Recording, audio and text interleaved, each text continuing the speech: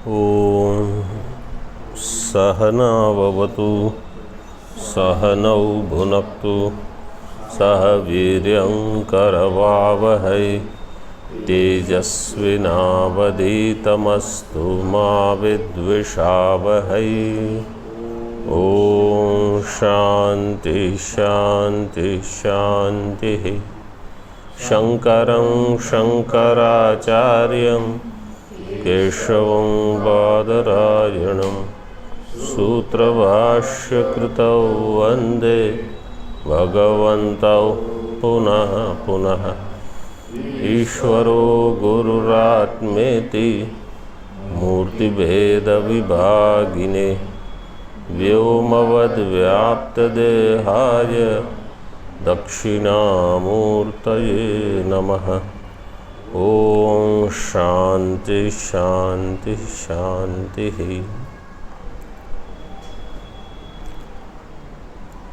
13 मंत्र तक हो चुके थे। 14वां मंत्र 126 हमने पाठ किया।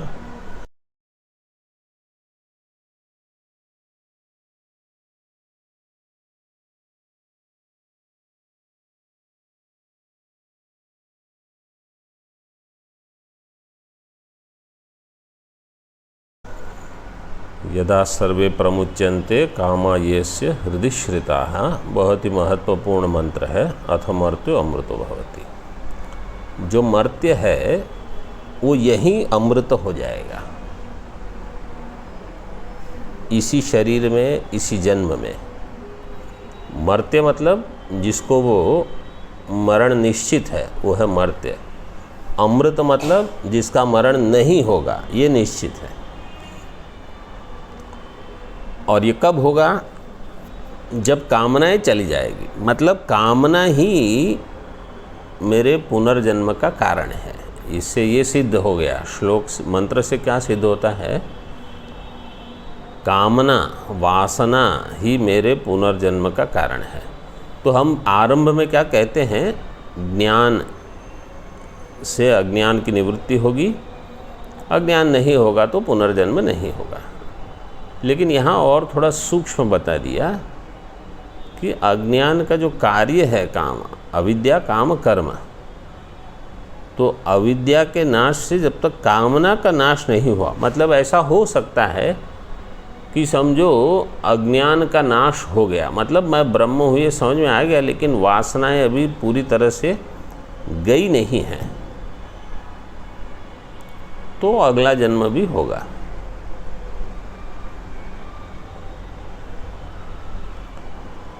अगर ये समझ में आ जाए कि जहाँ वासना है वो सूक्ष्म शरीर मैं नहीं हूँ, मेरा नहीं है, उनका त्याग हो जाए, तब छुट्टी। छुट्टी मतलब फिर जन्म नहीं होगा। तो हम इसमें भाष्य में देखो, एवं परमार्थदर्शिनो यदा यस्मिन् काले सर्वे कामाः कामयितव्यस्य अन्यस्य अभावात्। अन्य कोई कामना करने लायक वस्तु नहीं होने से सर्वे कामाः प्रमुच्यन्ते विशीर्यन्ते यस्य पुरुषस्य साधकस्य प्राक् प्रतिबोधात्। देखो ज्ञान से अलग कर दिया इसको।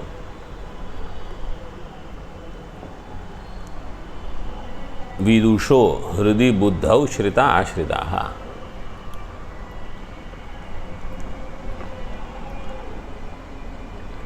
ज्ञानी के हृदय में मतलब बुद्धि में आश्रित है। बुद्धि में आश्रित है, ये इस पे जोर क्यों दे रहे हैं? क्योंकि न्याय वाले क्या कहते हैं? कामना आत्मा में रहती है। तो यहाँ स्पष्ट ही कर दिया उपनिषद ने, कामना मतलब सारे जो वृत्तियाँ होती है वो कहाँ होती हैं? बुद्धि में, अंतःकरण में होती हैं, आत्मा में नहीं।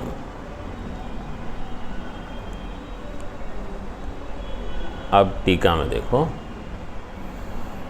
प्रवृत्त फल कर्मोपस्थापिते शरीर स्थिति निमित्तान्नपानादौ प्रवृत्ति कारण इच्छा व्यतिरिक्ताः सर्वे कामाः। सर्वे कामा मतलब कौन सी? प्रवृत्त फल कर्म उपस्थापिते शरीर स्थिति। प्रवृत्त कर्म मतलब प्रारब्ध। प्रारब्ध कर्म जो है, जो प्रवृत्त हो चुका है, उन्होंने किसको उपस्थापित किया है? शरीर को।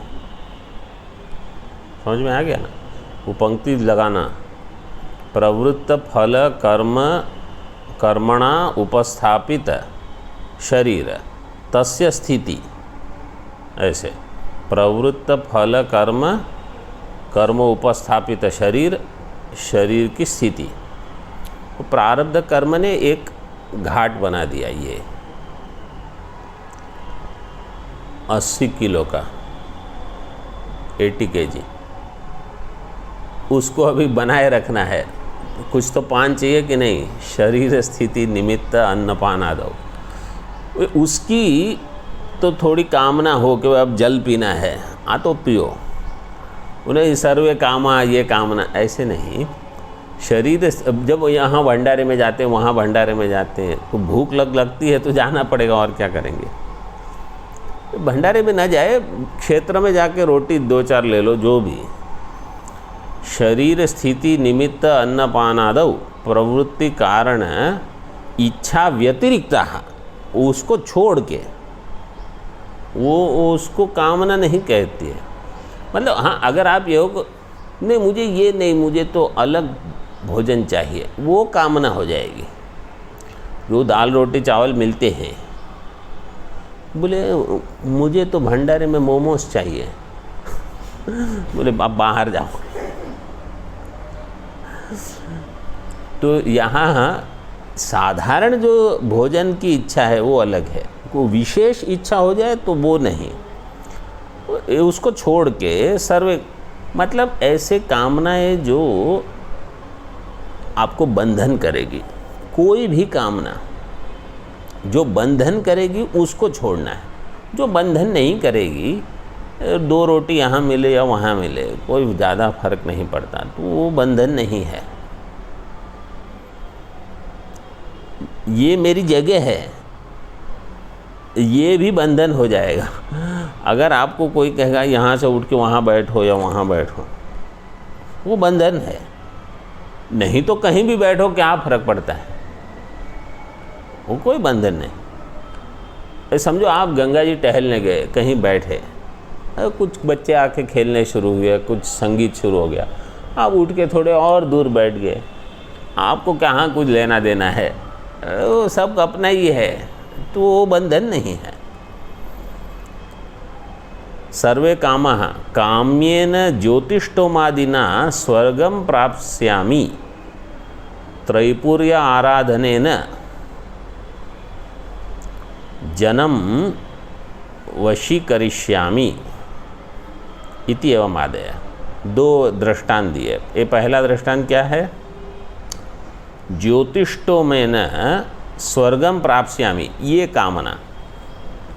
दूसरी त्रैपुर्य आराधनेन,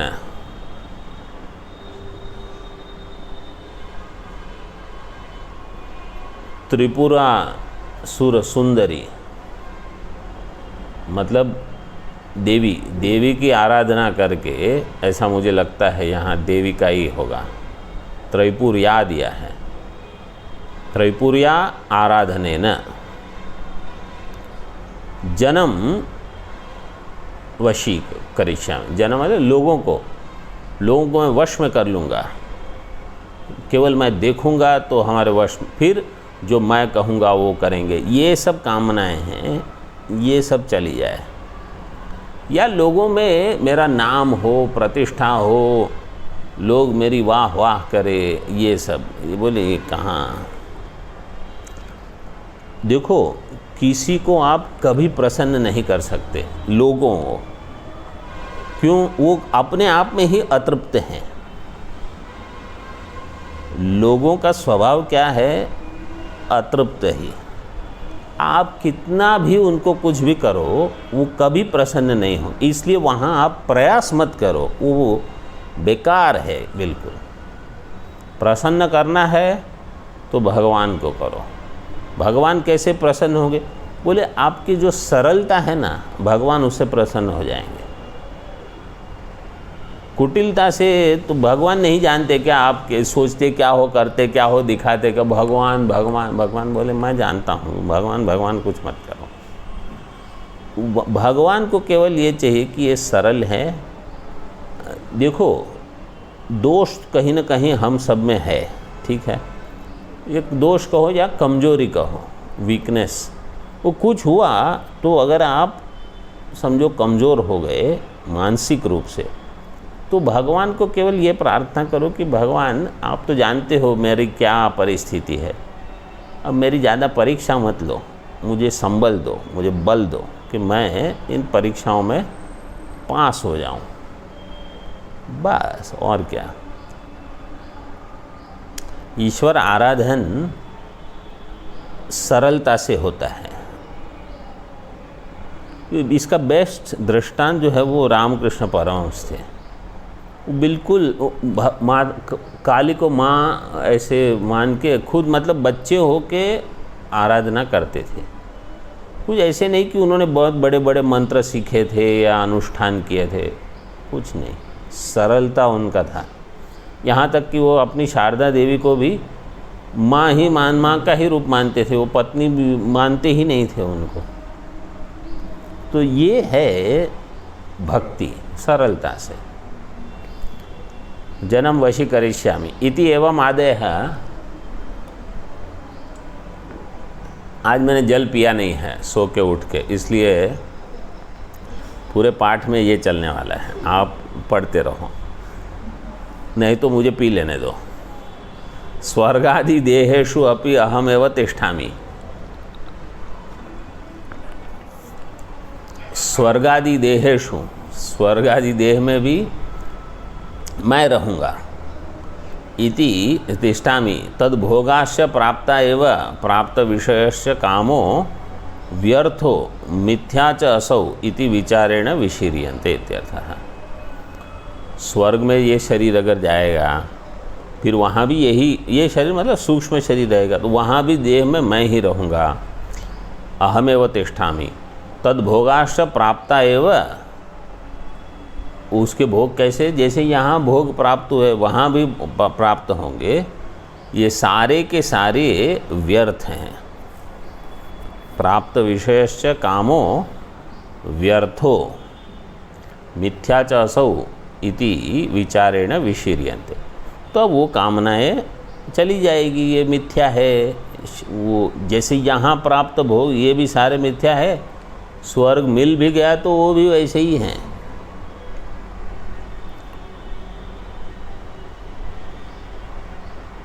कामाश्रय आत्मा इति, देखो वैशेषिक मतम श्रुति बाह्यत्वात् न आदरणीयम। मैंने कहा ना, ये वैशेषिकों का खंडन श्रुति के द्वारा सीधे ही हो गया। वो क्या कहते हैं, काम का आश्रय आत्मा है, तो कामाश्रय आत्मा, कामानाम आश्रय कामाश्रय आत्मा इति वैशेषिक मतम श्रुति बाह्य है। श्रुति बाह्यत्वात् न आदरणीय इत्याह। बुद्धिर्हि कामानाम आश्रयो न आत्मा। कामः संकल्पः, बुद्धि ही कामनाओं का आश्रय है, आत्मा नहीं। काम संकल्प विचिकित्सा, फिर आगे श्रद्धा अश्रद्धा, धृति अधृति, ह्रीहि धीहि भीहि, तत्सर्वं मन एव इत्यादि श्रुत्यंतराच्य।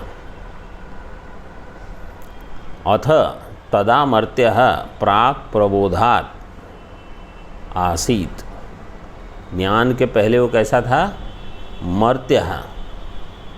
स प्रबोध उत्तर कालम अविद्या काम कर्म लक्षणस्य मृत्योः विनाशात् अमृतो भवति।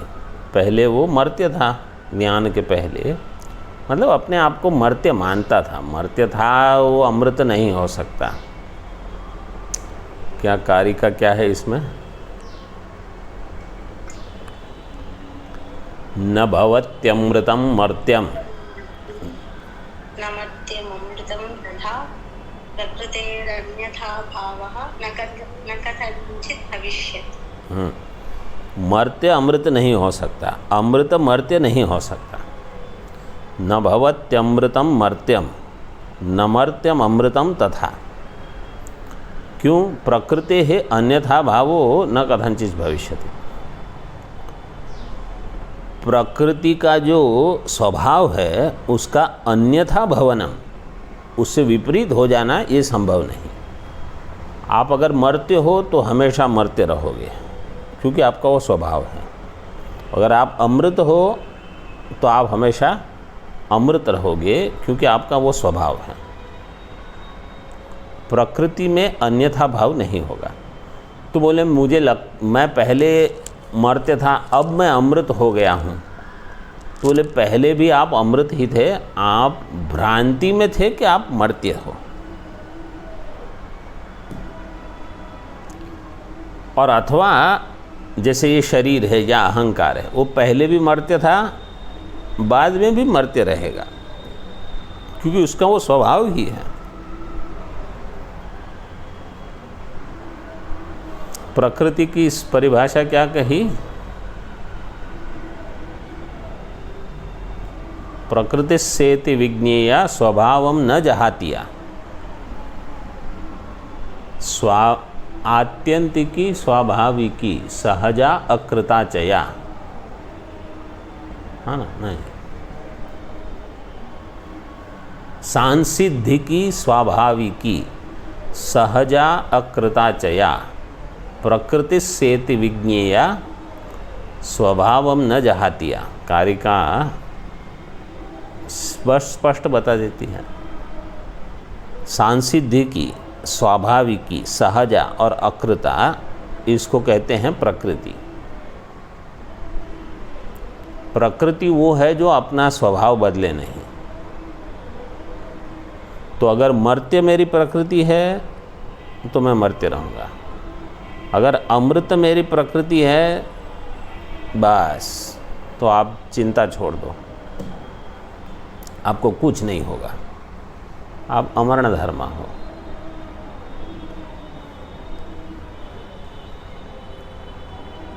सब प्रबोधो उत्तर कालम अविद्या काम कर्म लक्षणस्य मृत्यु हो। मृत्यु क्या है? देखो, अविद्या काम कर्म ही मृत्यु है।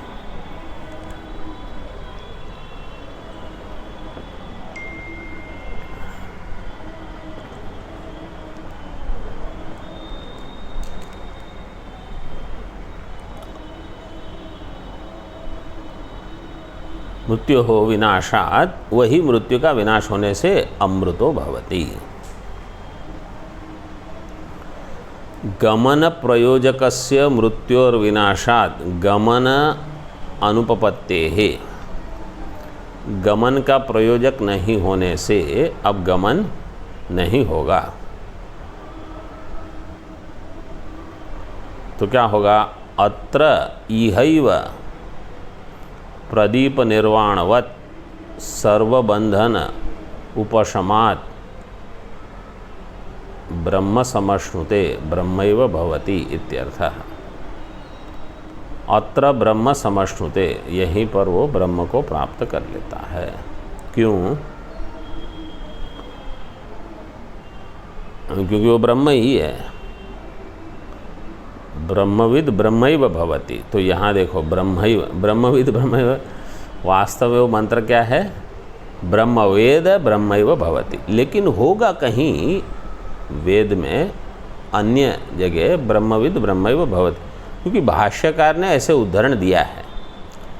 ऐसा ज़रूरी नहीं है कि वो नहीं है, क्योंकि मुंडक में नहीं है, दूसरे उपनिषद में हो सकता है, क्योंकि बहुत सारे उपनिषद हमको अभी उपलब्ध नहीं है जो भाष्यकार के समय में थे या वेद व्यास जी के समय में थे।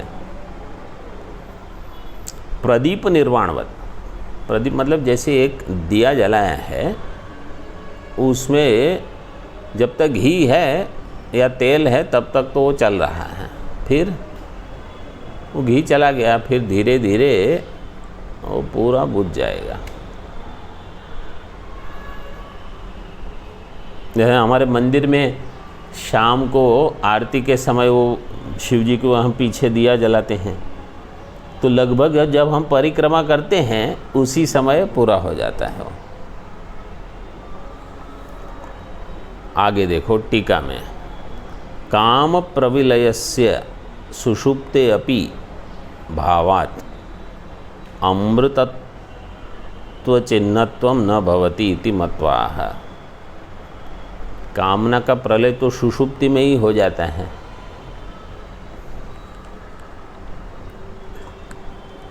इसलिए वहाँ जब गीता में श्लोक में बताया, यदा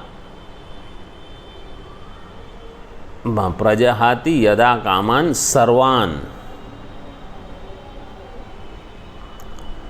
तो वहाँ प्रजहाति मतलब सुषुप्ति में समझो गए भी तो सदा के लिए नहीं है, वो फिर से आ जाएगी जागृत में। बोले ऐसे नहीं, हमेशा के लिए जाने चाहिए। तो काम प्रविलय से सुषुप्ते अपि भावात् अमृतत्व चिन्हत्वं न भवति। काम प्रविलय और काम प्रविलयम नहीं, काम प्रविलय क्योंकि वो पुल्लिंग है, अमृतत्व चिन्हम ये नहीं होगा। क्यों? क्योंकि सुषुप्ति में भी हो सकता है। तो भाष्य में दिया, कदा पुनः कामानां मूलतो विनाश इति उच्यते। आपने देखा होगा इसमें टिप्पणी बहुत ही कम है महाराज जी की, और जो आरंभ में थोड़ी टिप्पणियां हैं वो ज़्यादा व्याकरण के ऊपर ही है। कुछ मतलब यहाँ मंत्र को लेके उन्होंने ज़्यादा टिप्पणी बताई नहीं। ऐसा कहा जाता है कि कठोपनिषद का भाष्य सबसे सरल है, तो इसमें ज़्यादा कुछ ऐसा शब्द ही नहीं है। अब लिखना है तो आप लिख सकते हो, लेकिन नहीं तो ज़्यादा कुछ बताया नहीं है, सरलता से समझ लो बस। नचिकेता जैसे बच्चे को ही समझ में आ जाए ऐसे भाष्य दिया है।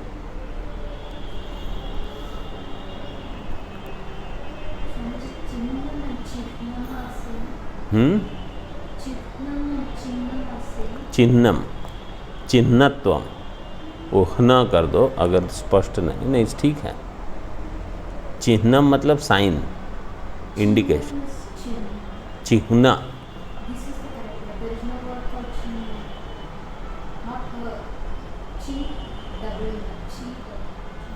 चिन्हम यदा सर्वे प्रविद्यन्ते हृदयस्येह ग्रन्थयः अथमर्त्यो मृतो भवत्येतावद्यनुशासनम्।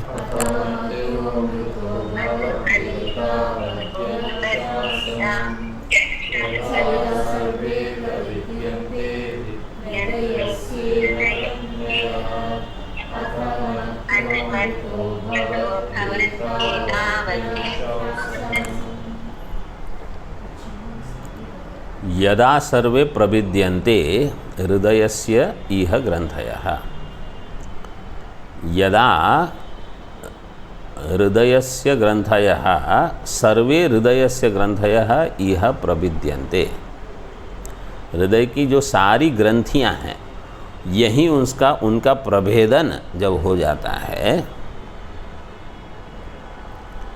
अथमर्त्यो अमृतो भवति, फिर क्या होगा? मर्त्य है वो अमृत स्वरूप हो जाएगा। एतावद ही अनुशासनम, यहाँ तक ही उपदेश है। इस प्रकार कठोपनिषद के मंत्र यहाँ वास्तव में पूरे हो जाते हैं। एतावद ही अनुशासनम।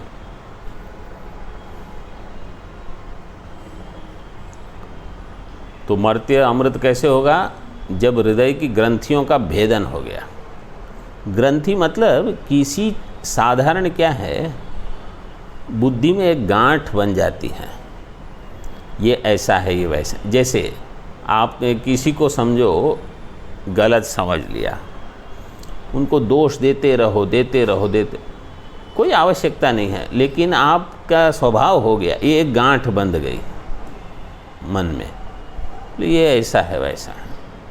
इसे कहीं भी किसी भी जगह, ये साधारण व्यवहार की ये गांठें हैं।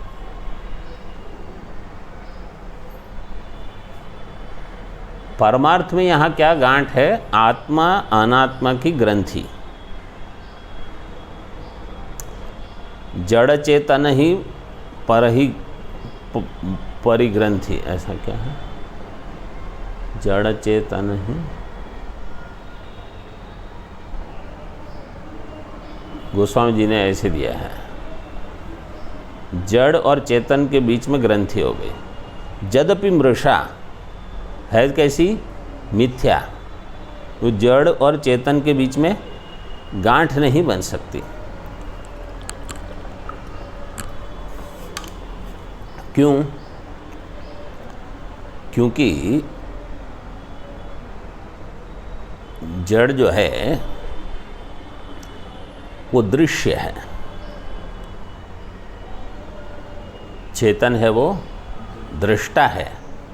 दृष्टा और दृश्य का संबंध कहीं होता नहीं।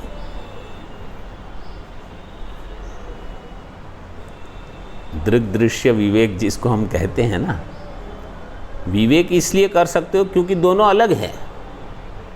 दोनों कहीं जुड़े तो संबंध हुआ।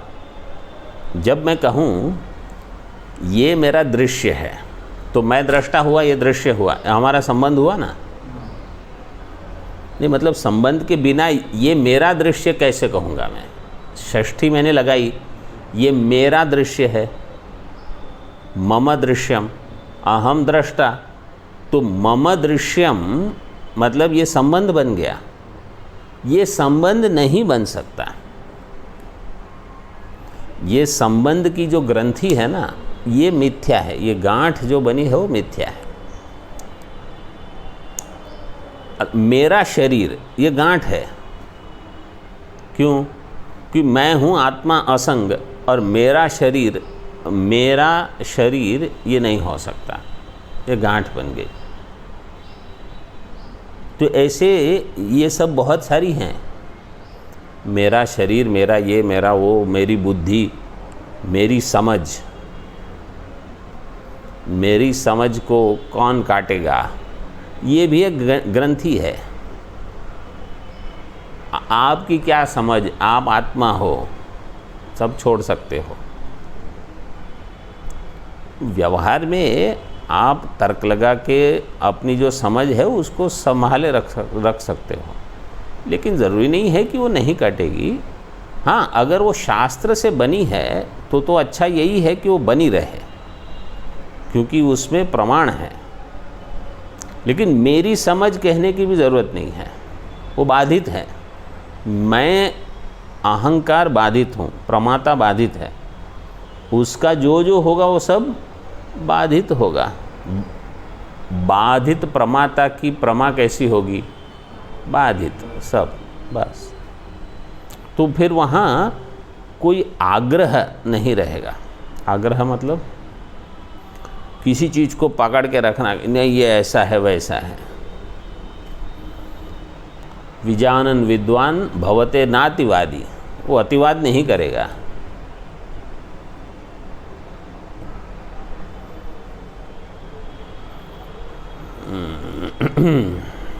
ये सब गांठें जो है वो छूट गई, कट गई, मिथ्या सिद्ध हो गई कि ये सब बेकार है। जब अहंकार ही मैंने, मुख्य गांठ अध्यास भाष्य में तो क्या कह दिया है? अस्मत् और युष्मत् के बीच में ही गांठ है। अस्मत् क्या है? आत्मा। और युष्मत् क्या है? अहंकार। आत्मा और अहंकार के बीच में जो गांठ हो गई, ये ही गलत है। मतलब ये हो नहीं सकता, इसी के लिए इसको कहा अध्यास। तो बाकी जो भी है वो तो क्या है, उसकी तो कोई गणना ही नहीं है, उसके बारे में तो कुछ बताने की भी ज़रूरत नहीं है। वो तो सब है ही मिथ्या। मैंने कहा था ना पहले भी एक बार, आप और कोई अनुष्ठान करो न करो, अध्यास भाष्य अगर थोड़ा इधर उधर देखते रहो, पढ़ते रहो, सबसे पवित्र तो वही कर देगा आपको। चलो भाष्य में देखो, यदा सर्वे प्रविद्यन्ते भेदम उपयान्ति। भेद मतलब अन्योन्य भाव, अन्य अन्य सिद्ध हो जाना, दृष्टा अलग दृश्य अलग, ये है अन्योन्य भाव, ये भेद। ऐसे आत्मा अलग अनात्मा अलग, अथवा रज्जु अलग रज्जु सर्प अलग, ऐसे भेदम उपयान्ति विनश्यन्ति। हृदयस्य मत, हृदय का अर्थ फिर से कर दिया बुद्धि, बुद्धेः इह जीवतः एव, जीते जी ही, जीवन्नेव मुक्तः।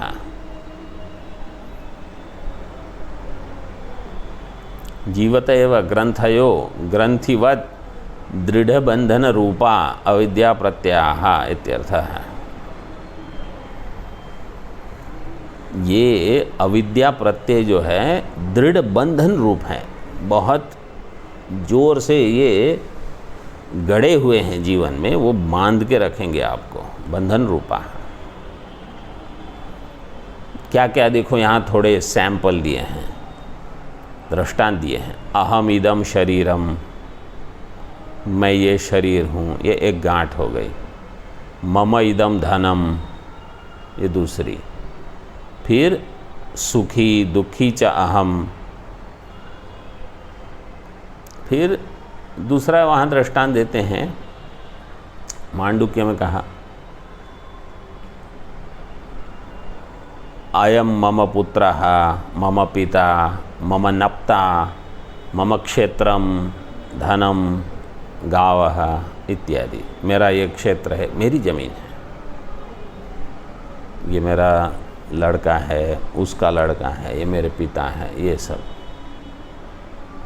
सुखी दुखी। इति च अहम इति एवं आदि लक्षणाः बहुत सारी हैं, सब भ्रांति हैं। तद विपरीत ब्रह्मात्म प्रत्यय उपजनानात्। देखो अब यहाँ जैसे बताते हैं ना, इधर तो नहीं दिया लेकिन अन्य उपनिषद में हमको ये केवल समझना है कि ये मेरा शरीर है, ये मेरा नहीं है, ये मैं नहीं, ये मेरा मन है, ये मैं नहीं हूँ। ब्रह्मात्म प्रत्यय उपजननात् ब्रह्मैवाहम अस्मि असंसारी इति। उपजनन मतलब उत्पत्ति। किसकी उत्पत्ति हो गई? ब्रह्म आत्म प्रत्यय, मैं ब्रह्म हूँ, ये बुद्धि हो जाने से ब्रह्मैवाहम अस्मि असंसारी इति विनष्टेषु अविद्या ग्रंथिषु तन्निमित्ताः कामाः मूलतो विनश्यन्ति। अविद्या ग्रंथि का नाश हो गया, मैं संसारी हूँ, यह अविद्या है, उसका नाश होने से अविद्या ग्रंथिषु विनष्टेषु तन्निमित्ता कामा मूलतो विनश्यन्ति। वो नष्ट हो जाएंगे, नहीं हुए तो धीरे धीरे हो जाएंगे, रहेंगे नहीं। अथ मर्त्यो अमृतो भवति एता, ये हो गया। जैसे पूर्व मंत्र में कहा, यहाँ भी वही कहा, अथ मर्त्यो अमृतो भवति। अब कहते हैं एतावद ही, एतावद एव एतन मात्रम न अधिकम अस्ति इति आशंका कर्तव्या। अनुशासनम अनुशिष्टि ही उपदेशः सर्ववेदांतानाम इति वाक्यशेषः।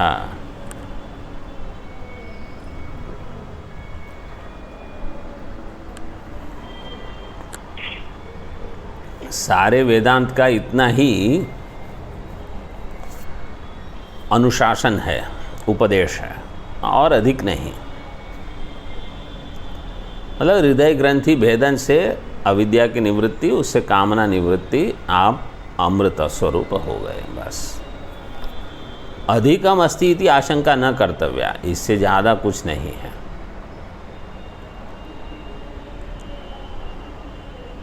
इस प्रकार यहाँ ये उपनिषद का उपदेश पूरा हो गया। अब प्रकरण, टीका में, प्रकरण विच्छेदेन उत्तरस्य संबंधम दर्शयति।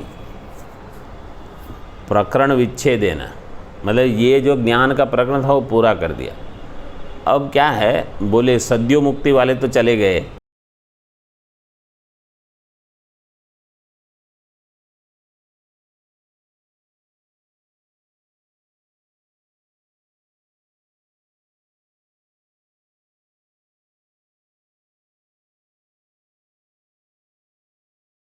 अब कौन रह गए, क्रम मुक्ति, वो बोले उनका भी थोड़ा कुछ दे देंगे। तो भी आगे भाष्य तो अभी नहीं शुरू करते हैं, तो केवल इतना याद रखो कि ये यहाँ पूरा हो गया है। अब अगले 1-2 पाठ में शायद हो जाएगा, उसके बाद मुंडकोपनिषद शुरू करेंगे, ठीक है।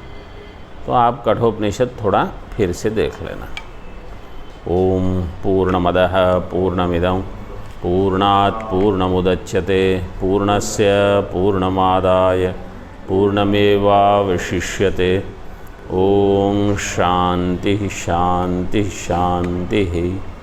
शंकरं शंकराचार्यं केशवं बादरायणं सूत्रभाष्यकृतौ वन्दे भगवन्तौ पुनः पुनः। ईश्वरो गुरुरात्मेति मूर्तिभेदविभागिने व्योमवद्व्याप्तदेहाय दक्षिणामूर्तये नमः। ओम शांति शांति शांति।